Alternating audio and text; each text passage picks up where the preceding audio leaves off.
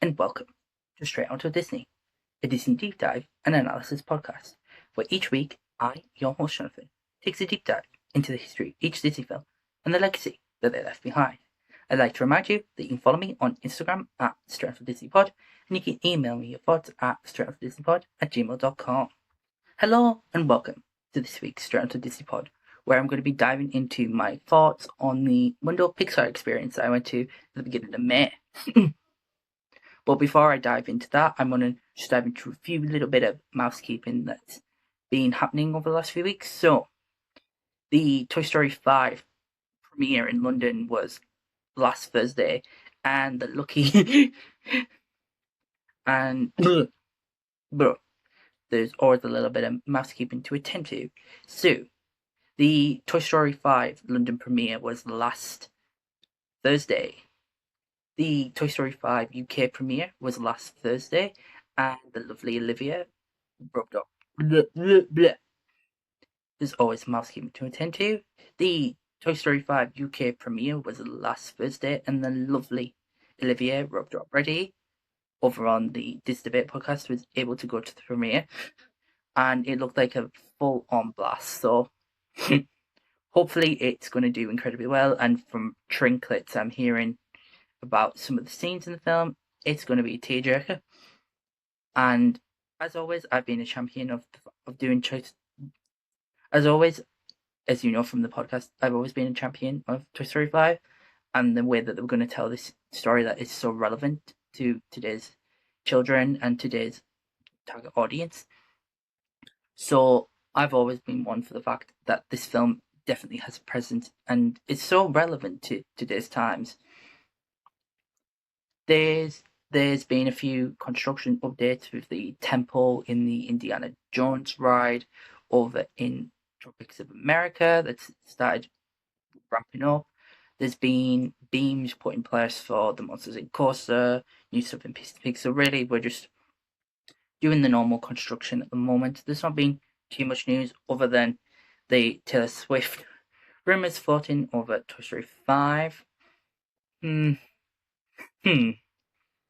And that's really it, other than The Mandalorian and Grogu was out in cinemas. It's done an alright box office, but not too great. I can't remember the number off the top of my head. I did have it written, but I'll put that in next week's podcast. So, my thoughts on the Mundo Pixar Experience in London. So, at the beginning of May, I went down with Chris, Claire, and Dean to go and see the Pixar Mundo Experience in London. And to be honest, I have mixed thoughts on it, if I'm going to be truthfully honest. And I think the reason I have many mixed thoughts on it is I grew up with Pixar. This exhibition is very much for my generation, whereas when I say that, it's like this is my nostalgia, whereas some people's nostalgia is the Renaissance era, whereas Pixar was a very big part of my life growing up. So to only have a few films doesn't make sense. The films included are Toy Story with 2 rooms, Up with 2 rooms, Toy Story with 2 rooms, Up with 2 rooms, Coco with 2 rooms, Finding Nemo, Ratatouille, Cars, Elemental, and Luca. I don't think I've missed anyone out. I don't think so. So they're the rooms that they are. I'm gonna go on and say this. Where was Wally? My thinking was, where's Wally? Where's The Incredibles? So that was my first thinking, and one of the things that also kind of like was like, where are they? Is when you're in the waiting area to go into the little cinema room where they have a film where every Pixar film is referenced, shown on screen. So you kind of lived in this false sense of security that you're gonna go and see every film. You're not. And also on the screens they would have the characters from each of the films running across on the 3D projected screens. So you kind of feel like, oh, I'm gonna go into these worlds. You're not. I don't understand where The Incredibles was, and I don't understand where Wall-E was, and I also don't understand where some of the newer Pixar films, like your Turning Red, your Onward, your Soul.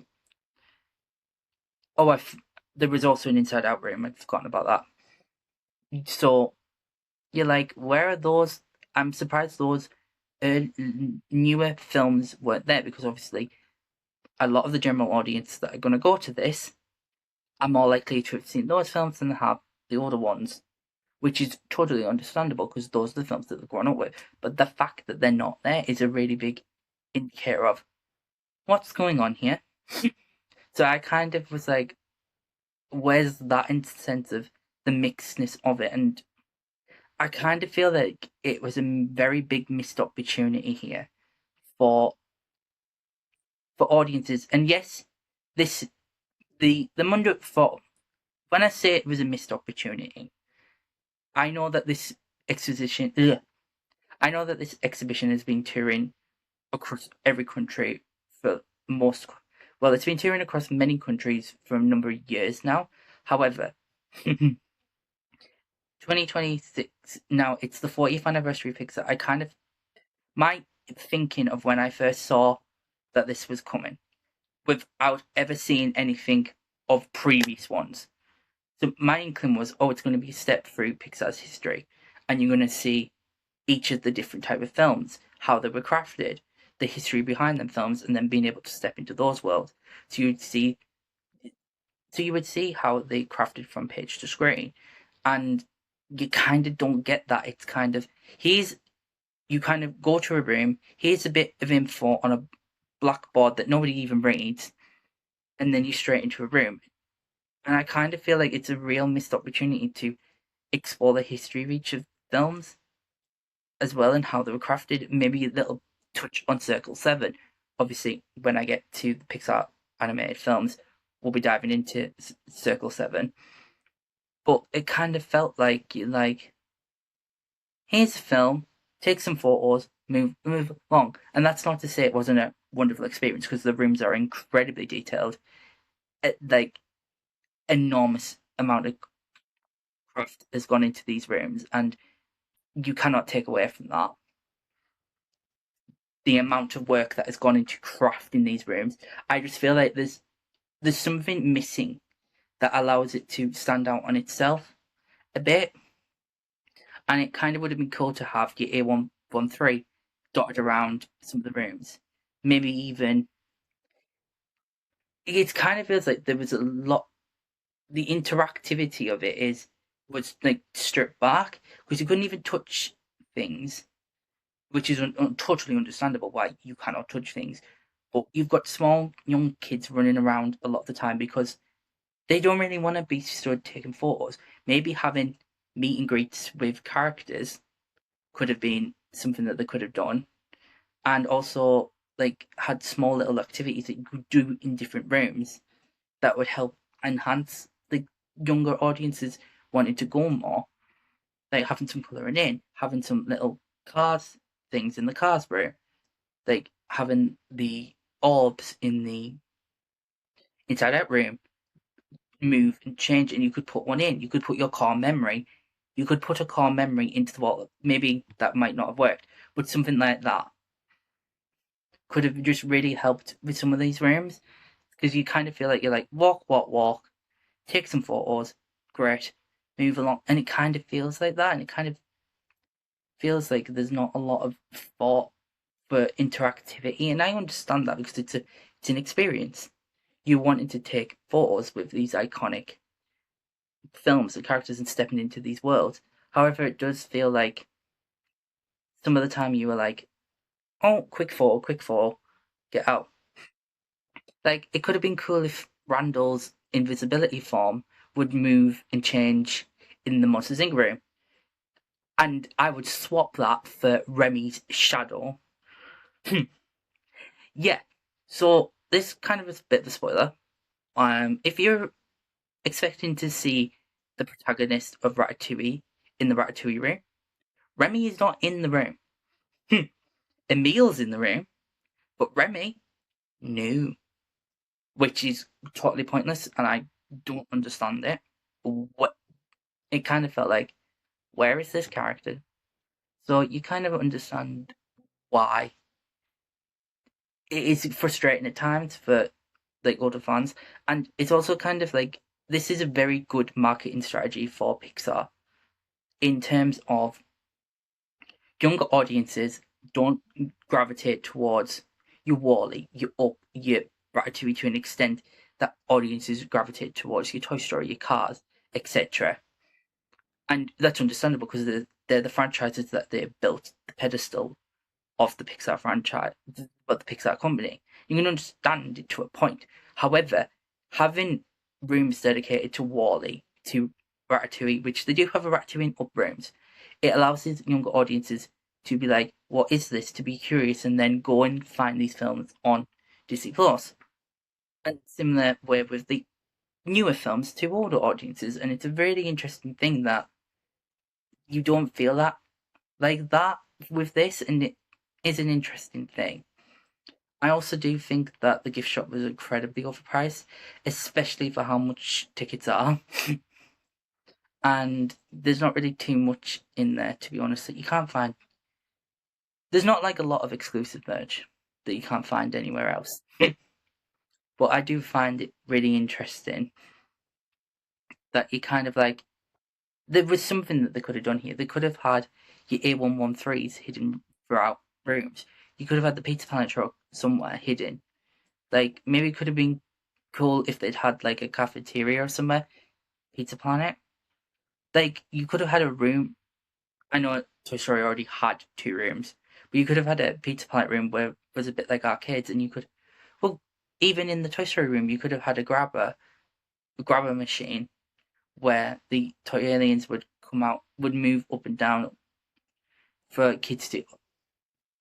I just feel like there's so much missed opportunity with it, and even though I loved it and it was a great experience, maybe made more so by being around people and being a Disney adult, you kind of have this much more of a, oh my god, this is incredible and it's beautiful and it's, for one, stunning. The cast members in there are incredible. What I will say is one of the things I was kind of worried about being a bit stressy, anxious, was that obviously the crowds of the amount of people that are in at a time, that isn't an issue.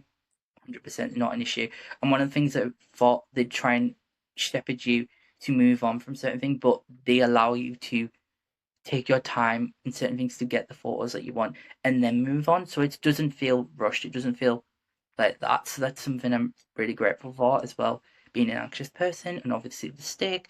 So it was a bit of a concern at first, but ultimately it was a wonderful experience. So that's really all my thoughts on the Mundo experience. I think if I'm going to sum it up, they could have done more. They could have included so many more films that would have really elevated and allowed younger audiences to have a better appreciation for some of the older Pixar films that don't really get touched upon. I, I still don't get where The Incredibles or Wall-E were. That's my final statement on that. It baffles me to a point, but hey, we move, and it'd be interesting to see what they do more, if they do more of these types of events.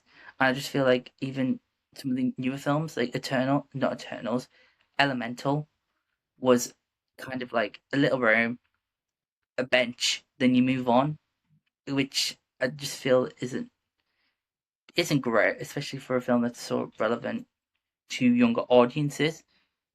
It kind of felt like, let's move. So yeah, that's where I'm gonna wrap this week's podcast up. I think frustration and bafflement are like my overarching thoughts. This, and I would really love to hear your thoughts down in the comments, and obviously across the Insta and Spotify comments too, of what your thoughts are on the Mundo experience. Have you been? What has your experience been like? Do you agree? Do you disagree? It would be really interesting to hear. As always, you can follow me on Instagram at straightontodisneypod. You can email me your thoughts at straightontodisneypod@gmail.com. Like and subscribe on YouTube. Like and follow on Spotify and Apple and wherever else you can find Straight Onto Disney Pod. Thank you all for listening, and bye.